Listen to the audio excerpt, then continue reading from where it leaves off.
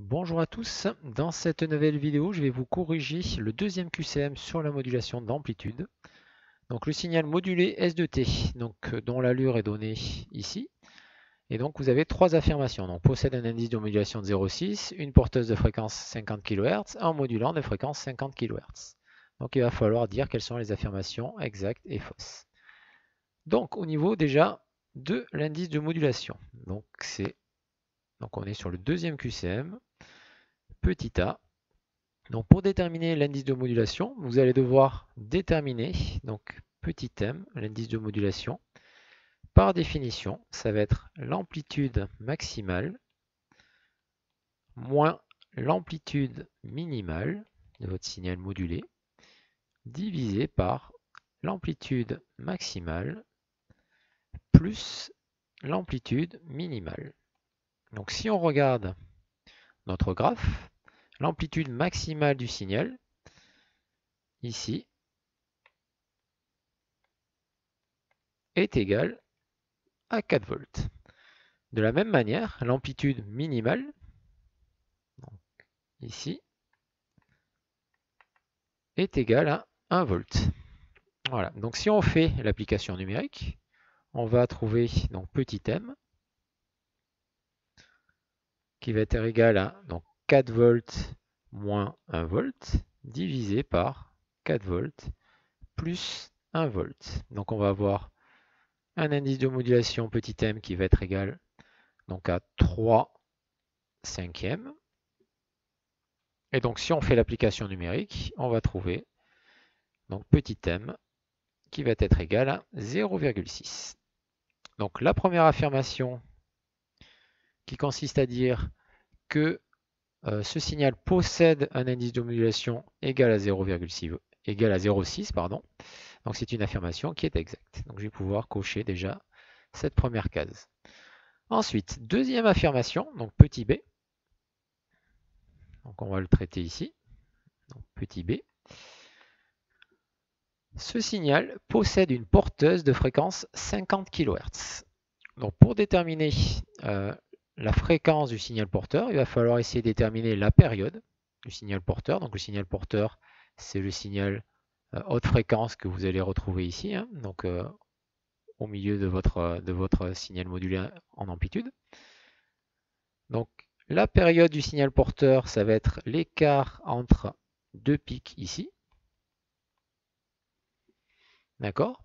Et donc pour pouvoir avoir une meilleure précision au niveau de la détermination de cette période de la porteuse, on va prendre un certain nombre de périodes. Voilà. Donc là, ici, vous voyez, je vais compter 1, 2, 3, 4, 5, 6, 7, 8 périodes en 10 microsecondes. Donc on fait sur cette durée-là de 10 microsecondes, je vais avoir 8 fois la période du signal porteur.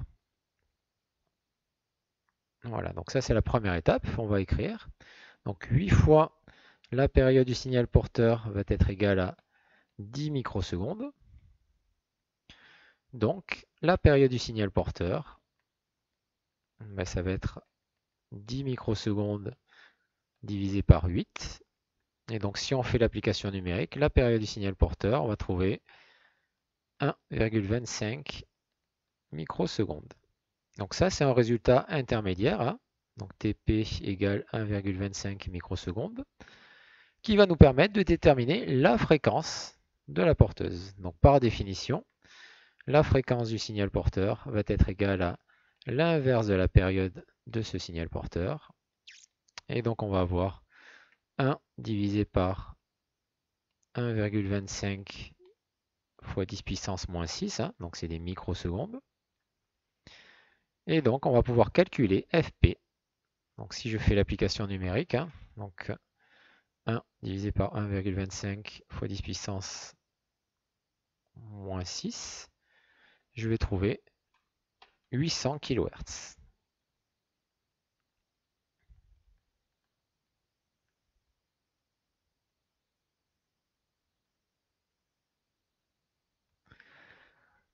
Donc l'affirmation qui consiste à dire que la porteuse avait une fréquence de 50 kHz est fausse. Donc le petit b, vous avez une affirmation qui est fausse. Ensuite, donc au niveau petit c, ce signal possède un signal modulant de fréquence 50 kHz. Donc le signal modulant, on va pouvoir le récupérer au niveau de l'enveloppe. Il va avoir la même allure que l'enveloppe ici de votre signal. Donc l'amplitude du signal modulé varie au même rythme que le signal modulant. Donc c'est la caractéristique d'un signal qui est modulé en amplitude. Donc ici, vous allez avoir une allure du signal modulant, donc en vert. Et donc pour déterminer la fréquence, je vais déjà déterminer la période.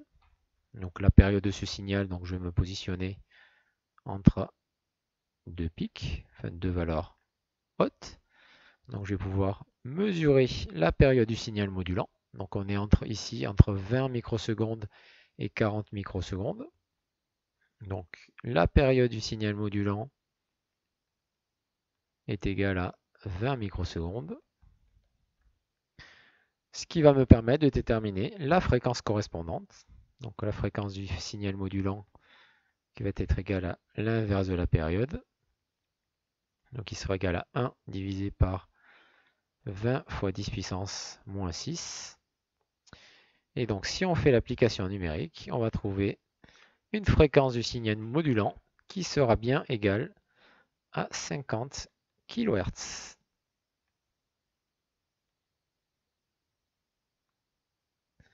Voilà, donc je vais pouvoir valider la réponse ici, petit c.